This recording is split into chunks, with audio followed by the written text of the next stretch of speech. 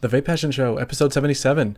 In this episode, we're going to talk about an e-juice review of Zeus Harvest by Zeus Juice, an old school vape review of the Wismec Indie Duo RDA. The next U.S. Surgeon General is Dr. Jerome Adams.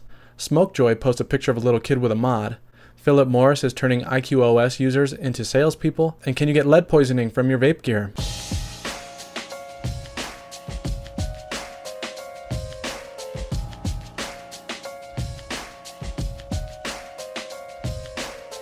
Welcome back to the VapePassion Show. I'm Alex, this is episode 77, and I'm recording this on Monday, July 10th. If you're planning on buying a vape product anytime soon and you want to support the show, go to vapepassion.com/vendors and buy from one of those links. There are more than 50 popular vendors listed. I'll get a small commission for referring you, but it doesn't cost you anything extra. And if you don't want to listen to this whole show, most of the segments will be published separately in the next couple of days. So I mentioned a couple of weeks ago that I'd be starting a new class in school called Applied Humanities. At that time I implied that it would be boring, but that's because I had no idea what the study of humanities meant. It's actually really interesting, and I think I'm going to like this class. Humanities is basically the study of human culture throughout periods of history, mainly looking at art of many forms like music, paintings, and literature. The thing that sucks about this class, though, is that it's not black and white. A lot of the coursework already, just in this first week, has required trying to come up with like my own perspective on what I think these various pieces of art mean, and it's been absolutely draining and time-consuming. It's not like my last class where I had to just remember facts. I've spent probably 20 hours on coursework, just the coursework this week, so it looks like I have a tough 7 more weeks ahead of me. I actually had several other topics that I wanted to cover in this week's show, but I just didn't have time to include them in my outline because of my schoolwork just taking precedence. It just took so much time, and it's important, so I had to do it. And it's also why this week's show is coming out a little bit later than usual. Normally I aim to get these vlogs out on Mondays or Tuesdays.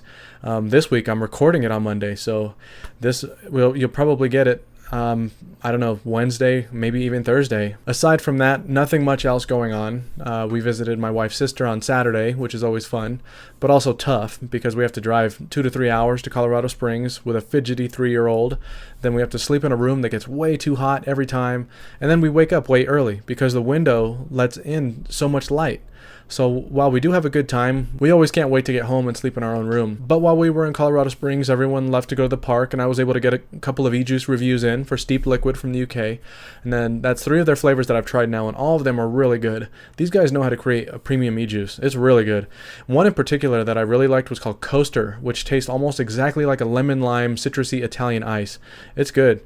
And I've got 2 more flavors to try from them, which at this point I'm guessing are also going to be pretty good. So that's what's been going on with me. So let's get into the topics this week. First, let's do an e-juice review of Zeus Harvest from Zeus Juice. So I received a comment from Joshua Apathy Miller asking me if the Zeus Juice that I reviewed last week was a year old.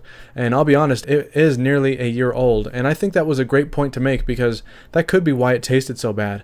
I mentioned to him that I have had e-juices go bad before, and I can usually tell when that's the reason for an e-juice to taste like crap. But I thought about it a bit, and I think I shouldn't assume that I will always know.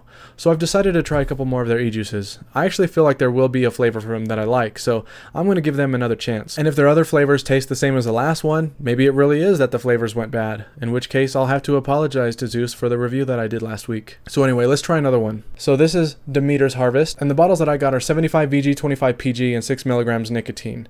The description for this says, 6 different flavors come together to create this complex e-cig liquid blend. Those that try this e-cig liquid claim that it reminds them of one of their favorite cereals as a child. Want to know which one? Try it for yourself. We're positive that if you try it, you'll love it. See if you can distinguish all 6 of the fruit flavors Zeus Juice uses to create this amazing e-cig liquid. So let's give it a shot. I don't know. The smell, it does smell fruity. I'm not sure I'm getting a cereal smell out of it though, but it smells like it could be good. So I'm going to use the Predator 228 with the old school Velocity RDA on top. It's built at 0.45 ohms, and I'll start at 94 watts. First I gotta turn that wattage down because that's just too hot. I don't know, 78 watts.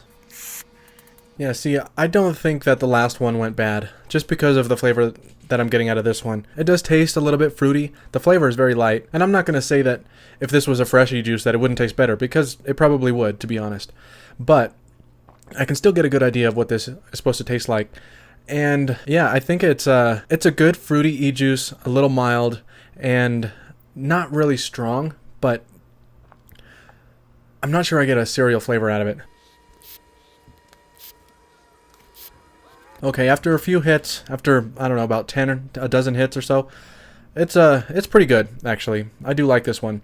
It still, to me, doesn't taste like cereal, but it tastes fruity, and it's a pretty good fruity flavor. It's not a fruity flavor like, I don't know, like a tropical fruit or anything like that, or any specific fruity flavor, like apples or strawberries, nothing like that. It just tastes like a bunch, like a medley of fruits. And I can see that they were going for cereal here because it does have a bit of a, I don't know, like a grain, like cereal grains.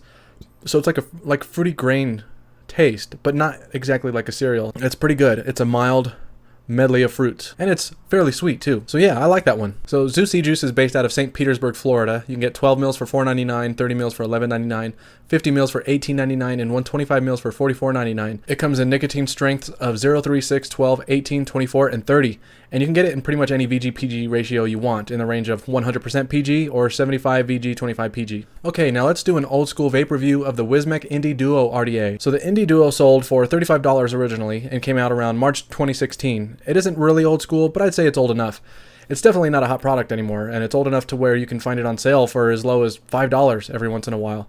It's one of those products that shops have either decided to clear stock of by practically giving it away, or they don't mind cutting their losses and they put a steep discount on it to get people onto their website. Anyway, what I'm saying is it's old, and if you're interested, don't pay full price because you'll find a sale on it soon enough. So with that said, let's talk about it a little bit. First, this is a Jaybo Wismec collaboration. Jaybo designed it and Wismec manufactured it. It looks like a tank, but it's an RDA, which means don't try to fill it all the way up or you'll drown the coils in e-juice. So let's talk about the features.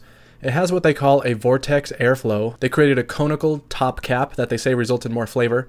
Has a rotating airflow control ring on the top of the tank. It comes with two atomizer tube sizes, a 22mm steel RDA or a 30mm clear glass tank.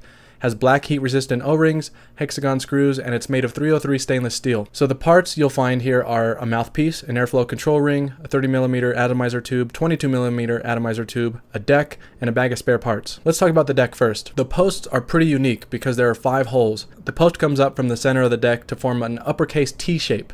There's a hole on both ends of the T and one in the middle. Then directly beneath the 2 positive holes on the top of the T, there's a negative post hole. These holes are machined directly into the deck. The post holes are basically in the same positions of the number 5 side of a dice. It's pretty much a velocity style deck with an extra positive hole in the middle. I've seen people fit 4 small coils on each side using this extra positive hole, but that's a lot of work. If you have this, you'll probably stick to a simple dual coil build and maybe a quad vertical coil build if you don't mind a little extra work. Having all of these post holes will give you a lot of different build options, although the deck is a little small, so the more coils you add, the smaller the coils will need to be. And there's no way to block off one of the airflow holes using either the 22mm or the 30mm option, which means you can't do single coil with this RDA. The deck can also only hold about 2 mils of e-juice with either of the tube sizes. Let's talk about the airflow. The airflow comes in from the top and runs in between the double paned glass, then comes up beneath the coils and up through the chimney. This is a really interesting design. The airflow holes are adjustable, but it's a little hard to see where the airflow holes are positioned. You have to look up from the bottom of the tank to see where the airflow slots are on the glass, then match them up to the airflow slots on the top cap. It's a little annoying. Alright, now let's talk aesthetics. So it looks really nice out of the box in the 30mm mode. In 22mm mode, it loses most of its design appeal and looks pretty plain, but I wouldn't say it's ugly. On a 30mm device, the 30mm tube mode looks great, as you'd expect. On anything else, it looks funny because it's so big. After some use, the glass design is pretty much useless because it gets totally covered up with condensation. The drip tip too. You have to fully disassemble the tank to clean out the condensation. Alright, now functionality. The 30mm tube is clearly the option they intended this atomizer to be used in because it looks the best and has all the features that they promoted, like the see-through glass, the vortex airflow, and the airflow control. With the 22mm option, you lose all of those features. You basically get 6 small round airflow holes, 3 on each side, that can't be adjusted. You can't close any of the holes off in any way. The tube doesn't have any special airflow, and it's basically just a piece of metal. I wouldn't buy the Indie Duo for the 22mm feature. I would basically consider it a bonus part that will allow you to use the Indie Duo in the event that you break the 30mm tube. Let's talk about flavor. So the flavor is pretty good on both tubes. I'm having a hard time being able to tell the difference in flavor between them both, and I'm actually wondering if the 22mm metal tube has better flavor. It's really hard to tell. Alright, now for the cons, I wish that the 22mm tube was exactly the same as the 30mm tube. It would have definitely reduced the amount of space you have for coils a lot, but at least you still get all of the features. But like I said, if you look at this from a glass half full perspective, just look at that 22 millimeter tube as a spare part that you can use if you ever break the glass tube. Another con is that you can't use a different drip tip, so you're stuck with the one that it comes with. And the deck is press fitted into the barrel, and if it gets a little slippery from e-juice, the barrel will spin around the deck when you're trying to get the atomizer off. That's a little annoying. So overall, it's a decent RDA. Nothing special about it really aside from the way it looks. I think it looks pretty cool on a device that can fit a 30 millimeter RDA. The flavor is good and it has a cool deck with all the post hole options. For $5 to $10, I think it's a good buy. So here's what it looks like on a, just a regular 22 millimeter size device. Looks pretty funny. It's big. There's a lot of overhang, but it's cool. It is kind of cool that you can change the tube. So, and you can just pop it right off and switch it out. So there you go. You just pop that off, stick the tube on there. Want to line up those air holes with the coils. You will need to take the drip tip off of the glass tube, and there you go. Now it's a small RDA. So that is a pretty cool option, and I really like the way it looks on this big Aspire CF Max, which is a 30 millimeter device. It looks cool, but because I put Clapton coils in here, the resistance is too low for this device. It can't even fire it. So if I do want to use it on a device like this, on the CF Max, I will have to put in some basic round wire coils. I probably will do that just so I can keep using it on this, because that's actually one of the reasons I wanted to open it, because I wanted an atomizer to put on top of this device. But so yeah, it's a pretty cool RDA actually, especially for as cheap as you can get it. Okay, let's change subjects. So the next U.S. Surgeon General is Dr. Jerome Adams. The former U.S. Surgeon General, Dr. Vivek Murthy, was forced to resign from his position as Surgeon General in April. You probably remember how strongly he opposed vaping at any level of use. His last Surgeon General's report focused entirely on how dangerous he believed vaping to be with youth. Murthy was temporarily replaced over the next few months after his resignation, but his permanent replacement has now filled the position. The White House announced on June 29th that Jerome M. Adams of Indiana will be the next U.S. Surgeon General. Dr. Adams is an assistant professor of anesthesiology at Indiana University School of Medicine, and he also served as the Indiana State Health Commissioner in 2014. Not much is really known about Adams' beliefs on vaping or on promoting harm reduction for smokers, but he did play a major role in implementing the needle exchange program in Indiana, which shows that he does believe in harm reduction for other drugs. That doesn't say a whole lot though, considering that most Democrats are also in favor of needle exchange programs, yet the Democratic Party continues to try to regulate vaping out of existence. Adams has congratulated the recent efforts of implementing a smoke-free ordinance in Indiana, which did create regulations on electronic cigarettes, but it's still not entirely clear on what he thinks about vaping.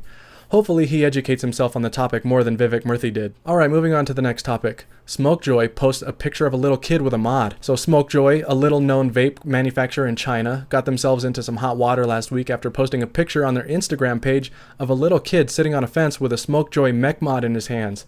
The description on the image said, "Baby Vape Model." It was reported by a ton of people and eventually pulled from their account, and Grim Green left a comment on the post saying that he would never review a Smokejoy product again. And it looks like Smokejoy either deleted their entire Instagram account or Instagram deleted it for them because it's no longer live. Now this might be a cultural thing, and Chinese culture might not see this as a big deal, but obviously it's a big deal in most places of the world, and it doesn't look good for the vape industry. Fortunately, the kid wasn't actually vaping or blowing a cloud or anything like that, but it was still a pretty big mistake on behalf of Smokejoy. Okay, moving on. So Philip Morris is turning IQOS users into salespeople. Philip Morris International, or PMI, has seen quite a bit of success in countries outside of the US with their heat not burn product, the IQOS. If you haven't heard of the IQOS, it's basically a device that heats up what looks like a short cigarette to the point of creating vapor but not burning.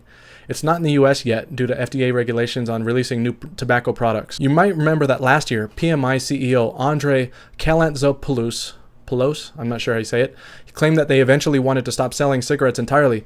Obviously nobody believed him, but they are now one step closer to actually doing it. PMI is trying to increase growth of the IQOS in the UK by paying IQOS users 50 GBP for each smoker that they convert to the IQOS. That's about $65 US. PMI is calling these people freelancers. In an interview with the BBC, PMI's managing director for the UK and Ireland, Peter Nixon, stated that a freelancer is someone who helps people to give up, because for people who have been smoking for many years, to change that habit is not easy. He also explained a little bit about the program and said that freelancers will take smokers through a 7-day program acting like a coach. Every day, they will help the smoker through the challenges of switching. PMI has also reported that nearly 70% of people who have used IQOS have quit smoking, which, if true, would be higher than the success rate of electronic cigarettes. This 7-day program is really interesting to me, and I'd really like to hear more details. For example, will PMI provide materials for the coaches?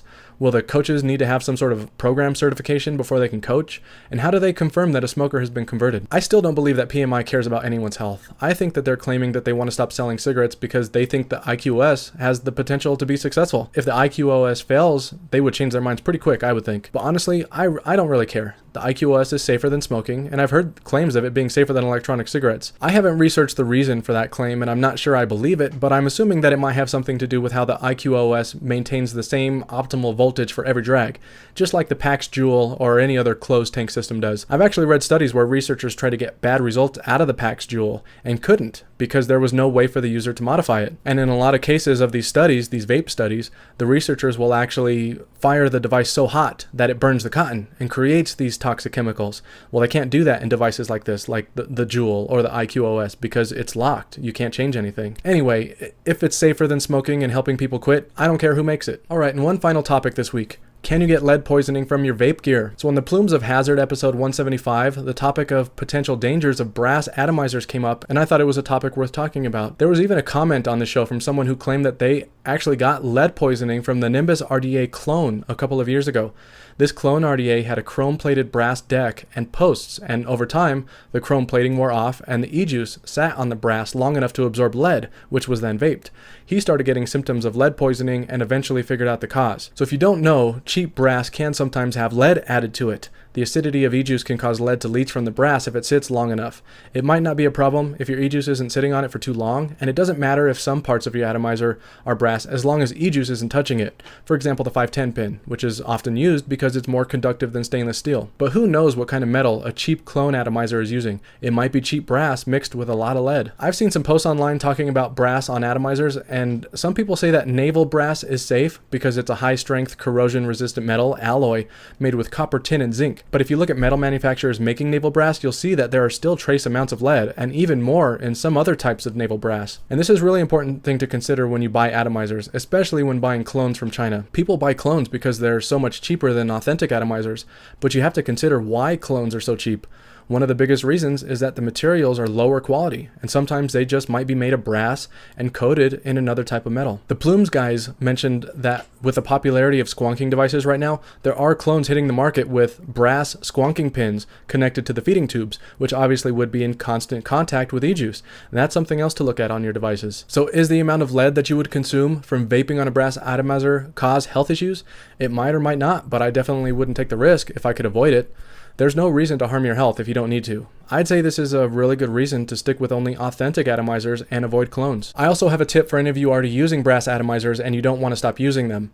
I just want to say that this is still at your own risk, and I'm not claiming that this is safe and will solve your problems. So this is a tip that beer homebrewers use to clean brass fittings on their brewing equipment. You can use a solution of 2 parts vinegar and 1 part hydrogen peroxide to remove tarnish and surface lead from your atomizers. You let it soak for 5 minutes at room temperature and you should be good. Just be careful about soaking for too long, because that can cause the copper in the brass to dissolve and expose even more lead. And you'll know if you've soaked for too long if the brass turns darker and the cleaning solution turns green. If this happens, start the cleaning process all over again in a new solution. Okay, that's all I have for this week. You'll find the show notes for this episode on VapePassion.com. Just do a search for episode 77. If you want to support this show, consider donating to my Patreon page at patreon.com/VapePassion. You can follow me on Twitter at VapePassion, and I'm also on Facebook. If you like this weekly show, please consider giving me a thumbs up on the video, and subscribe to my channel if you're not already a subscriber. You can also subscribe to the podcast version of this show on either iTunes, Stitcher, or Google Play. If you'd like to get notifications of new reviews or of this show, you can sign up to receive my weekly email on VapePassion.com. And if you have any questions or comments, feel free to email me or leave a comment on one of my videos. All right, I'll see you next week.